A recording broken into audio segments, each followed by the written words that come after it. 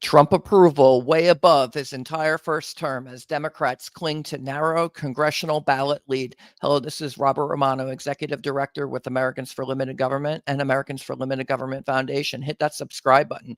Today, we're going to be talking about kind of horse race stuff.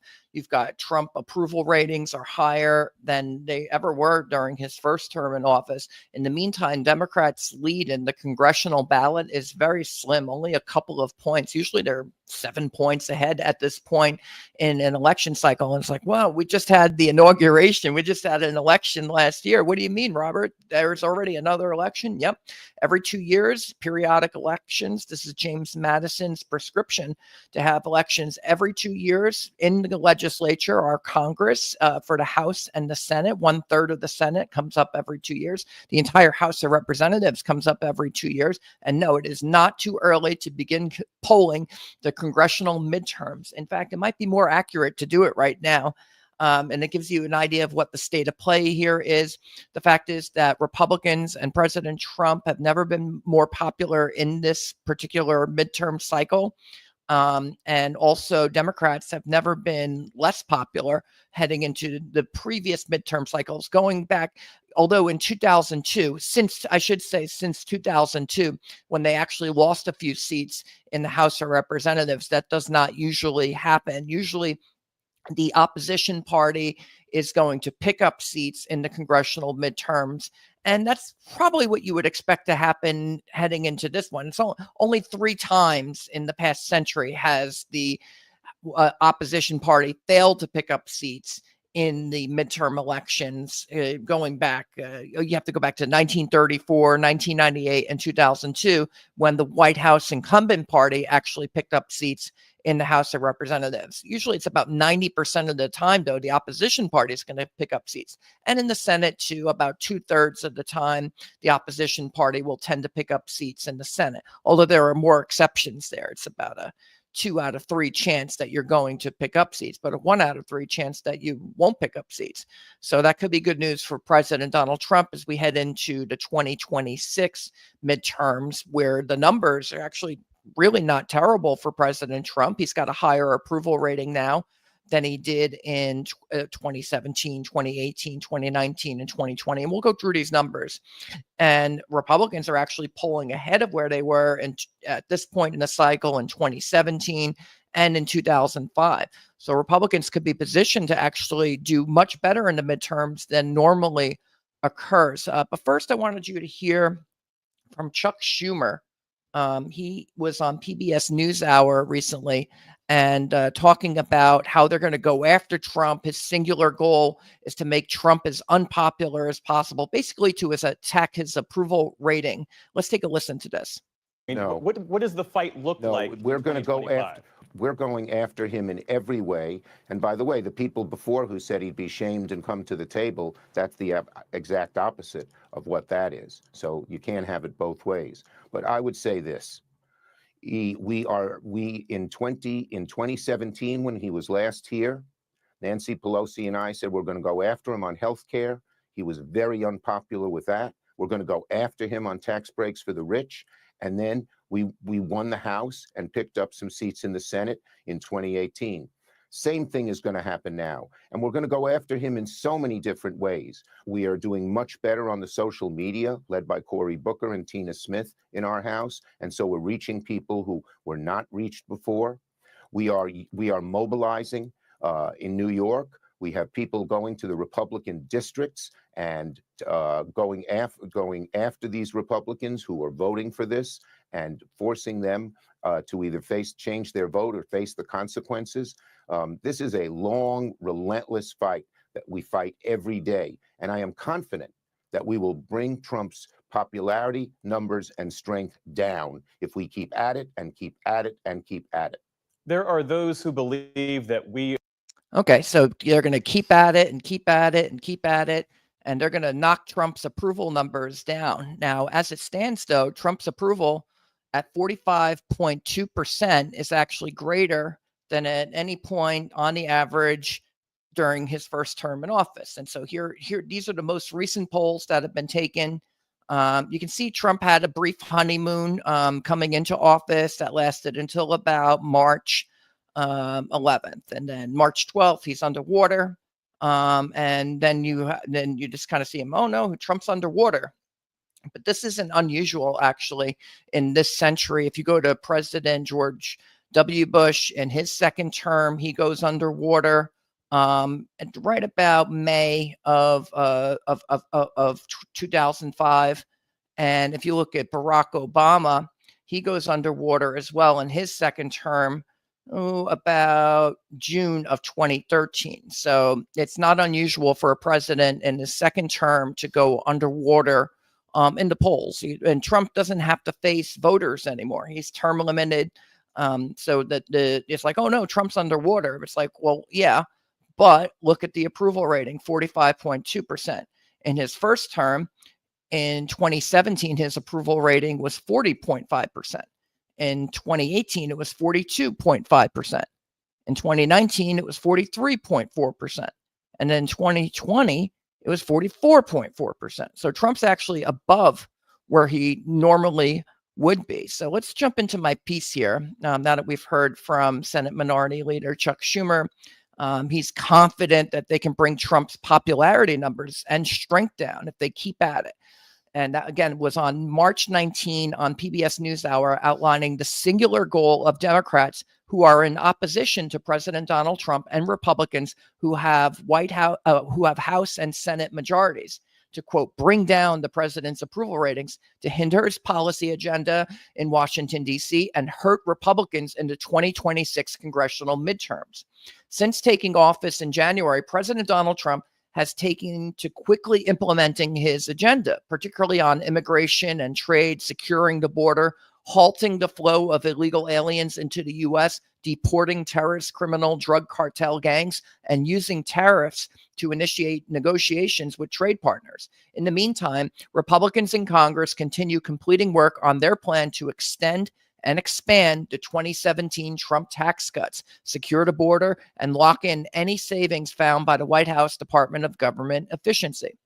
And Democrats and media outlets favorable to them continue an all-out assault on the president's approval rating. So after more than 100 days, how has the effort to tarnish Trump, who no longer faces election, and Republicans by extension with 2026 looming? President Trump's approval rating, again, is at 45%.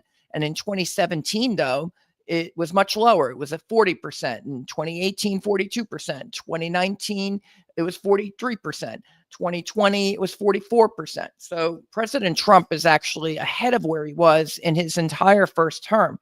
Now, there is some focus on Trump being upside down, as he usually was in his first term. But for the two most recent second-term presidents, George W. Bush and Barack Obama, I was just covering this, it's not unusual to go underwater. By May of 2005, Bush was underwater. And by June 2013, so was Barack Obama, although he recovers in his final year in office in 2016. But despite the low polling averages, Trump has consistently outperformed politically when put to the test. While losing 41 seats in the 2018 House elections, this was the midterms, the average is usually about 34 seats that you'll lose in the House. So Trump was a bit above average here. So it's like, oh, Trump's no better than the average president when it comes to midterms. But in the Senate, he actually picked up 2 Senate seats. He went from 51 seats in the Senate to 53 seats in the Senate. That only happens about 1 out of 3 times. So President Trump actually did fairly well in the 2018 midterms when you look at the Senate elections. He did about average when you consider the House, but he did above average for the incumbent, which is to say he didn't lose any seats in the Senate. And then Republicans get to keep on confirming judges throughout all 4 years of President Trump's term. So that, I think, is an important feature and could be what happens in 2026. Let's see. In midterms, the White House incumbent party tends to lose seats in the House about 90% of the time, and in the Senate about 66% of the time. Any deviation from those norms is considered a win for the incumbents. And we've looked at this before. Here's my handy dandy Excel chart. And we'll move this up a little bit here. The average loss in the Senate is 6.2 seats. And then in the House, it's about 34 seats. And so in midterm elections, again, 90% of the time, the White House incumbents are going to lose seats in the House. About 66% of the time, lose seats in the Senate. So if you can skip one or both of those, then you're in pretty good shape. And it so happens that the years where you don't lose seats in the House, 1934 was also a year where you picked up seats in the Senate. And then in 1998, Democrats they pick up 4 seats in the House and they don't lose any seats in the Senate. Republicans in 2002, after 9/11, they pick up 8 seats in the House and they pick up 2 seats in the Senate. And most recently, again, in 2018, Trump picked up 2 seats. And in 2022, the Democrats picked up a seat. Joe Biden picked up a seat. So he actually had a pretty shallow midterm as well. And he only lost 9 seats in the House. House Republicans were barely able. They had more people voting for House Republicans in that midterm election than ever voted before. But Democrats had really high turnout as well on account of Roe v. Wade being overturned by the Supreme Court. So Joe Biden almost beat the midterm jinx too. Another recent example, Democrats John Kennedy only lost 3 seats in the House of Representatives in 1962 following the Cuban Missile Crisis, and Democrats actually picked up 4 seats in the Senate that year. So there is some correlation between doing well in the Senate and doing well in the House if you're the White House incumbent. So that's just kind of the state of play and what to look for in the cycle. Now, in 2020, again, Trump is definitely overperforming. He's done it in 2016. No one thought he could win. He did win. He did it in 2018. He actually picked up seats in the Senate in 2020, despite being upside down on approval and the steep but brief COVID recession. Trump barely lost that election by a scant 43,000 votes in the 3 swing states, 23,000 in Wisconsin, 10,000 in Georgia, and 10,000 in Arizona. And a large part of that was because of mail-in ballots, which were highly unusual and much higher than usual. Democrats were voting by mail in greater numbers than Republicans, and it helped Democrats to win that election. And it's very controversial. President Trump maintains that he won that election, but you can see that it was a very close election. And despite the COVID recession, you had 25 million jobs lost in the blink of an eye. And much of it was started to be recovered before Trump even left office. More than 16 million of the jobs that had been lost to the COVID lockdowns were recovered. And so the economy was generally improving from about April onward. And Trump was, he's probably coming from behind, but he almost came back and nearly won that election. Also in 2024, he did much better, despite first-term presidential incumbent parties winning about 2/3 of the time. So if you're a first-term presidency and your party's only been in the White House, the past few years, that means that you defeated the other party in the preceding election. So you're in your very first term for the party in the cycle. Usually win about 2/3 of the time. So Joe Biden should have been a shoo-in to win, or Kamala Harris, but they dumped Joe Biden because he couldn't win. He was down in the polls. It looked like Trump was going to win the popular vote. So they get rid of Joe Biden. They put Kamala Harris, the vice president, in there. She couldn't come from behind because incomes were lagging behind inflation. And every time that's happened in modern history, just ask Gerald Ford, Jimmy Carter, George Herbert Walker Bush, and Joe Biden, what happens when inflation outpaces incomes, which is that you're going to be a one-term president, and all 4 of them were. And former Vice President Kamala Harris was actually leading the polls in the final stretch in 2024, but Trump overperformed once again. And they had the race on the RealClearPolling average. These are all the polls, national media polls that are taken. And on the popular vote, they thought it was going to be Harris 48.7 to Trump 48.6. But instead, it was Trump 49.8% to Harris 48.3%. And so Trump, he actually does better than ever. He's the first Republican to win the popular vote since 2004, 77.3 million to 75 million. And Trump wins the Electoral College, 312 to 226. And he picked up all of the swing states, Pennsylvania, Michigan, Wisconsin, Georgia, Arizona, Nevada. He won them all. And so President Trump is in his second term now, and he doesn't have to face voters anymore.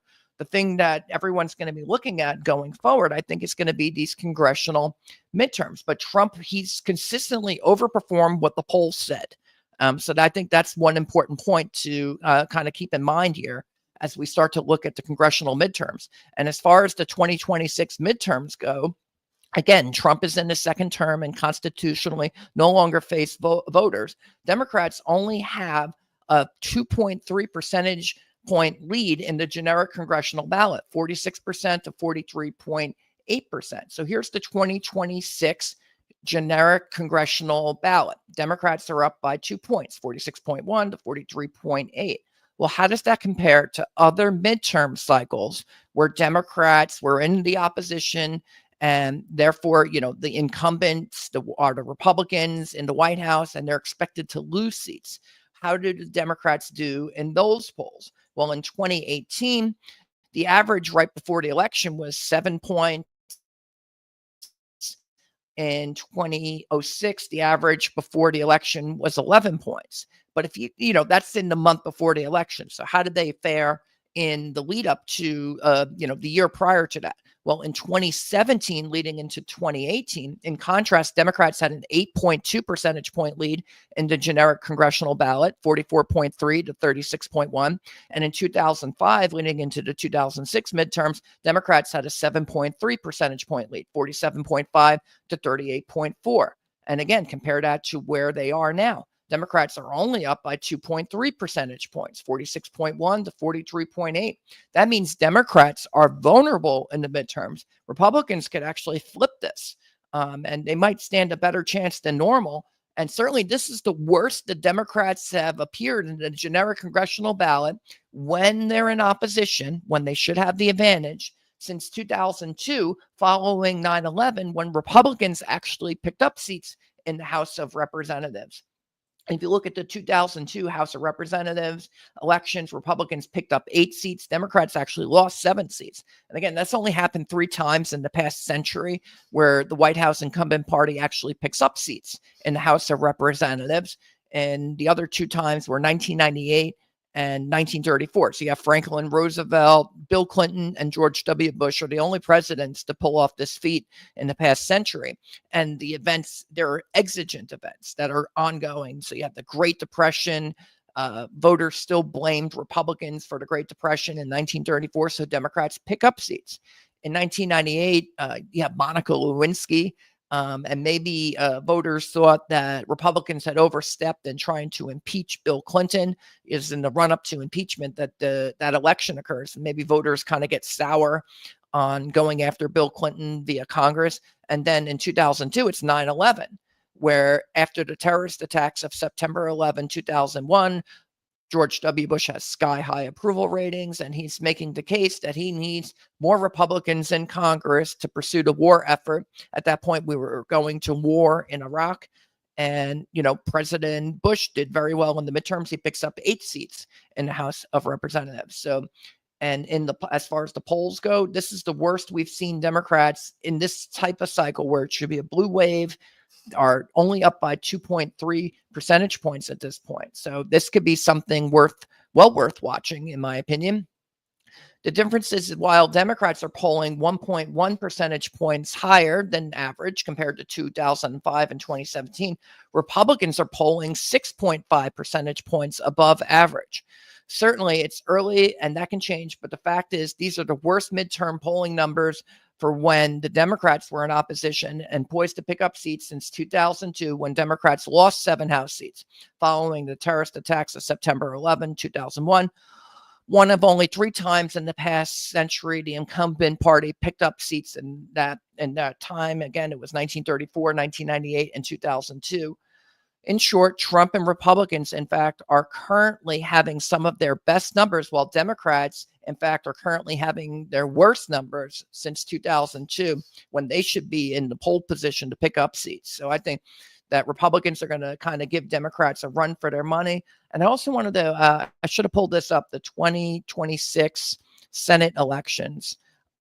This will show us what seats are up. I don't think there's too much on the board for Democrats to take control of the Senate. Republicans going in are going to have 53 seats. And you tell me where you think Republicans are vulnerable Let's see what's up here. We have, okay, here we go. Alabama, Republicans won that by 15 points. I don't think they're going to have trouble there. Let's go down the line. Alabama, Alaska, Arkansas. So you have Tommy Tuberville, Dan Sullivan, Tom Cotton. Florida, Ashley Moody.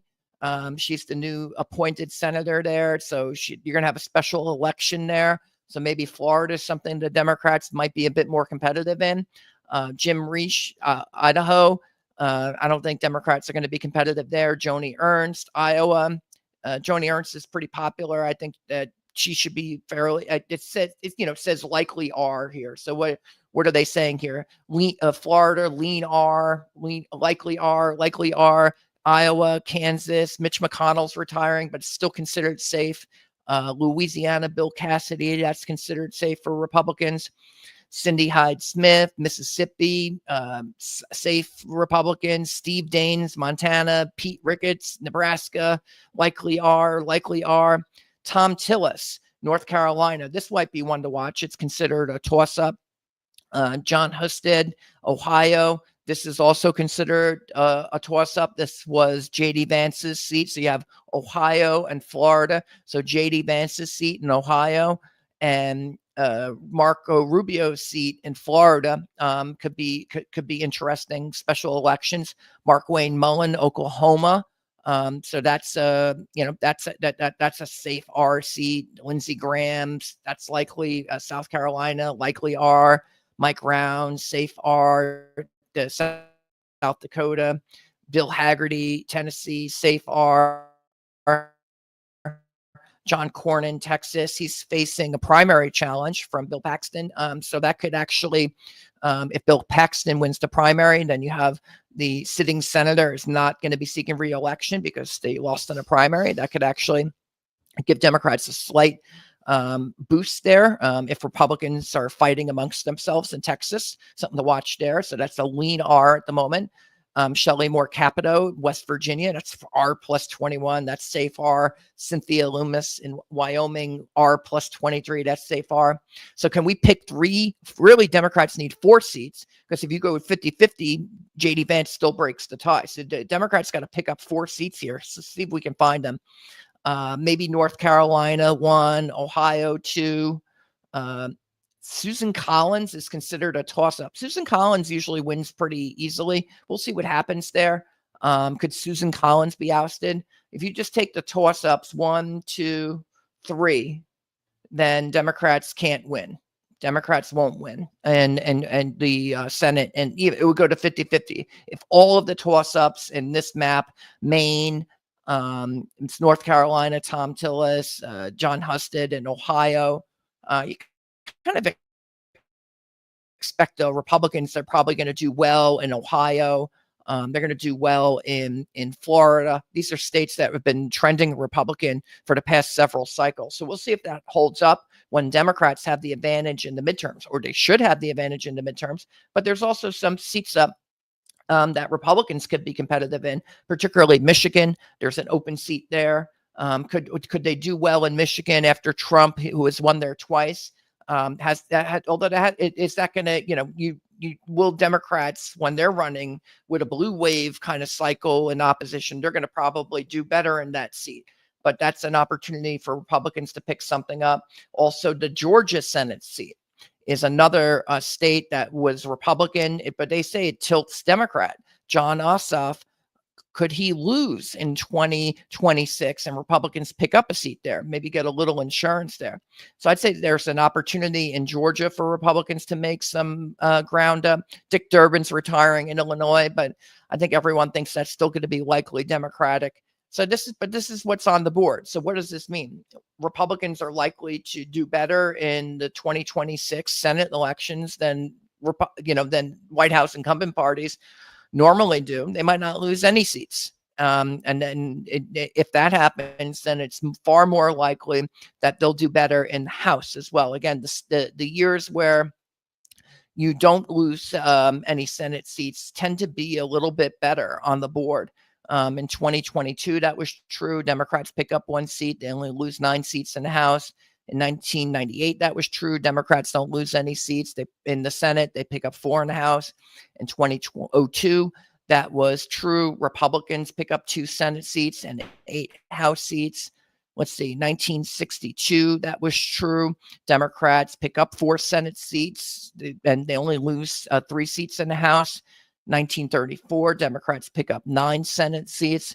That was a massacre for Republicans, 1934, and another 9 seats in the House. And at that point, Democrats have veto-proof margins in the House and the Senate, and Republicans are being wiped out almost to the point of political extinction. So again, you need like a Great Depression or Monica Lewinsky or 9/11 to change the political equation.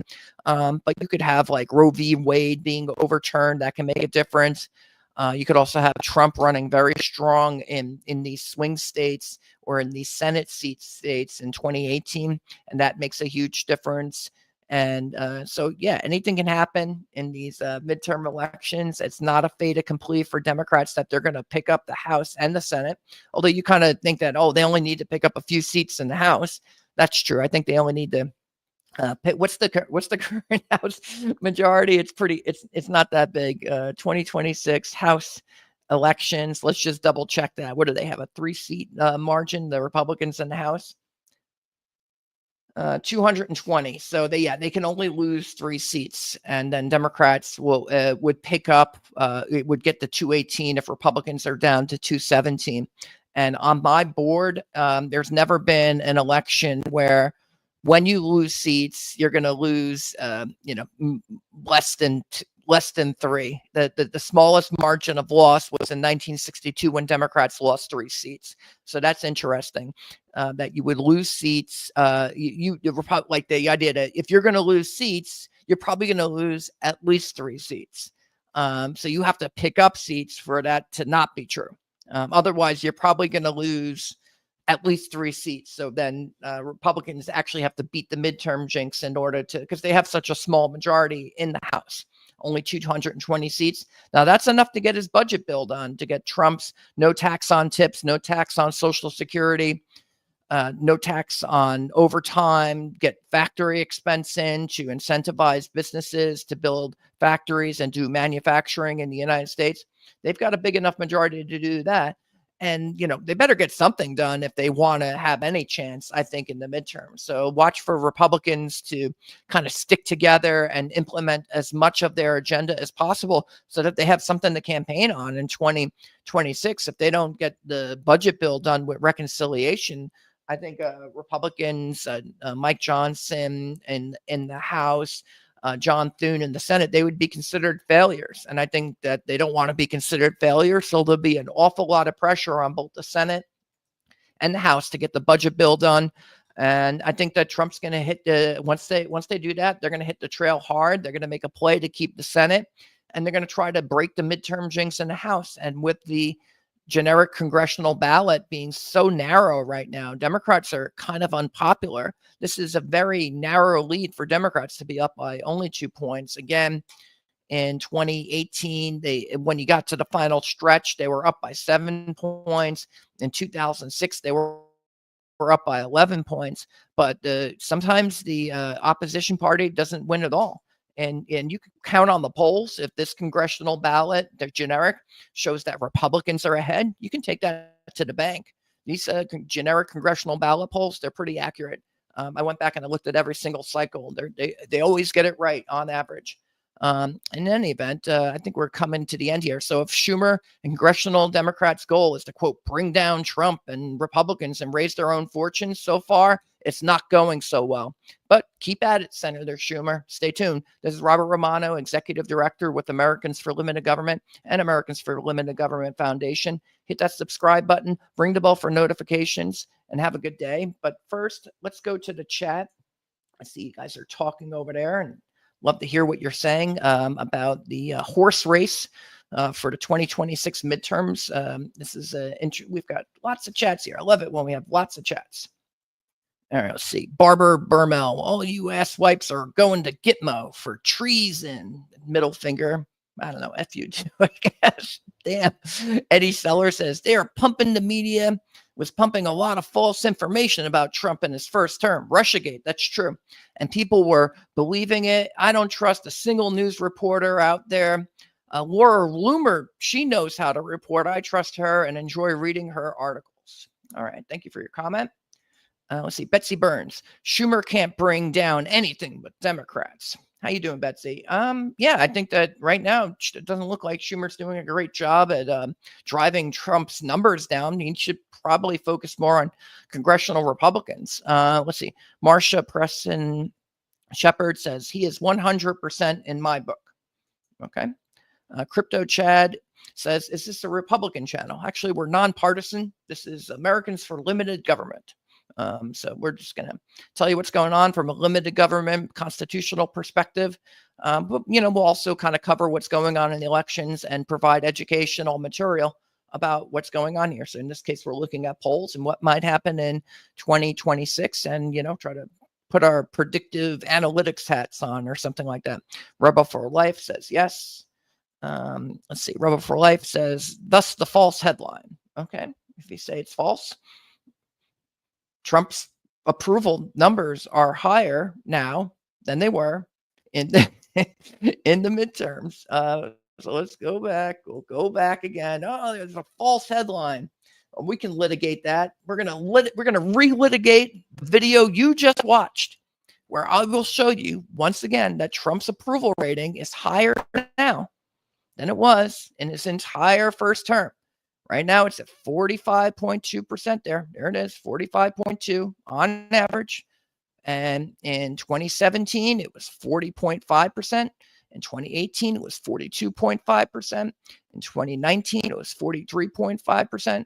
In 2020, it was 44.4%.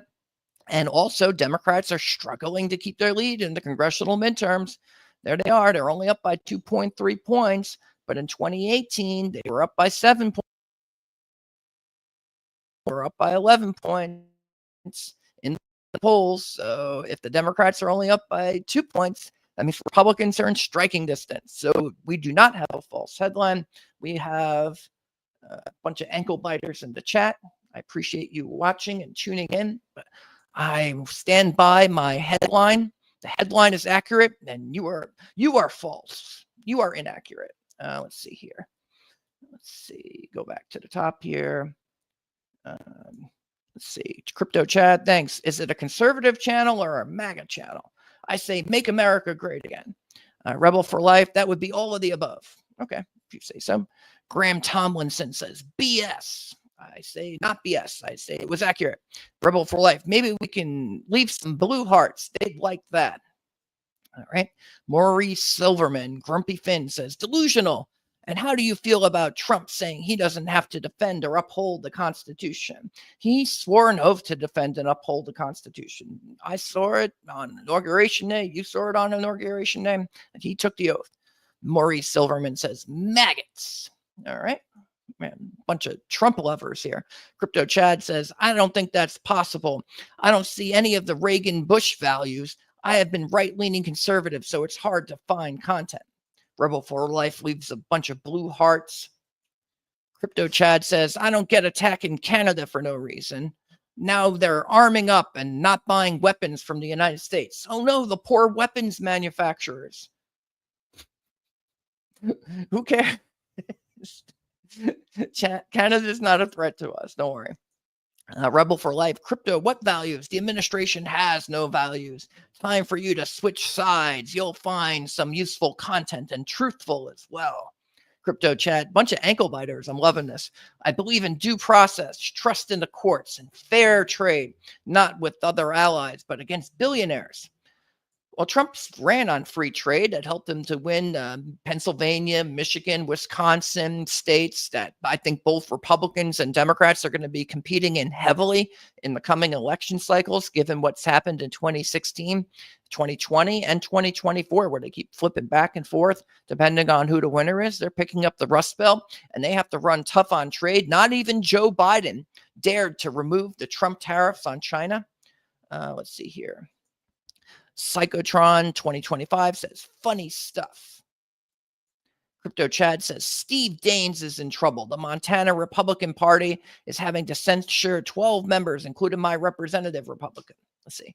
Marilyn McPherson says, so basically they don't care about how good he could be doing. All they care about is bringing him down. Talking about Chuck Schumer. That's 100% correct, Marilyn. What hate they must have in their hearts to feel that way? Or are they so addicted to money and power that they can't stand to relinquish that? Clearly, this is about power and the balance of power, and you expect the opposition party to be, opposing the president. So it's not surprising. It's not that they're addicted to money or anything like that. They're Democrats, and they're going to try to do their best to defeat Republican policies in the House and the Senate and to try to win elections in 2026. And it's like, it's kind of like, oh, the sky is blue. Democrats are running against Trump. Republicans are running against Democrats. It's like, wow. All right, see. Maury Silverin says, Trump would never go against the Constitution. Sometimes I wish he would, except I'm a strong constitutionalist. That's right. We need to go against our human nature to be sinful and then to try to overcome those impulses and to do the right thing, to uphold the natural law, uphold the Constitution. That's the values that our nation was founded on. And we're supporting the president's agenda. He's actually upholding the laws. He's enforcing the laws as that Congress has enacted. Crypto Chad says, what if we have a measles outbreak or a bad group of hurricanes without FEMA? Nobody's repealing FEMA. Let's see here. Betsy Burns, the district judges have no power over the executive branch. So I don't see why President Trump is obeying anything they do. Well, I think they're still deporting everybody. Let's see here. Lisa and Robin Reynolds says, is there any movement on the tax breaks? Yes, they've already passed the budget bills in the House and the Senate. They're in the reconciliation process now. There was some expectation the House could be done by Memorial Day. Stay tuned for that. And certainly that the whole process, the latest reporting I'm seeing is by July 4th, this whole thing could be done. We'll see what happens, though. It's a lot of pressure on House and Senate Republicans. If they succeed in the budget bill, then I think you can say that the Congress and President Trump are legislatively successful. If not, if they can't get the budget bill done, this is the only bill they're going to pass that's going to be on a partisan basis. If they can't get this done, they can't get anything done, and then there'll be a failure. So we'll see. I think the odds, though, is that they'll get it done. They got it done in 2017, and they had fewer senators back then. Let's see here. Betsy Burns says the state will call the president and he will send anything the states need to help. Okay. If there's no FEMA, I don't know. I mean, are Republicans in Congress, are they going to, get rid of the Federal Emergency Management Agency? Maybe that'll be in the budget, but yeah, then you just send money to the states. You do block grants. Crypto Chad, Arkansas and Kentucky have already been denied for tornadoes the last month. A lot of ankle biters. Betsy Burns, then I'm going to find out why. I'll call the White House, Betsy says. Good. Lots of activism in the chat today. I do appreciate you all, whether you're a Republican, a Democrat, tuning in, or an independent. This is Robert Romano, Executive Director for Americans for Limited Government and Americans for Limited Government Foundation. We're looking at the midterms, and we'll see what happens, and we'll keep you up to date on this story. Hit that subscribe button, ring the bell for notifications, and have a good day.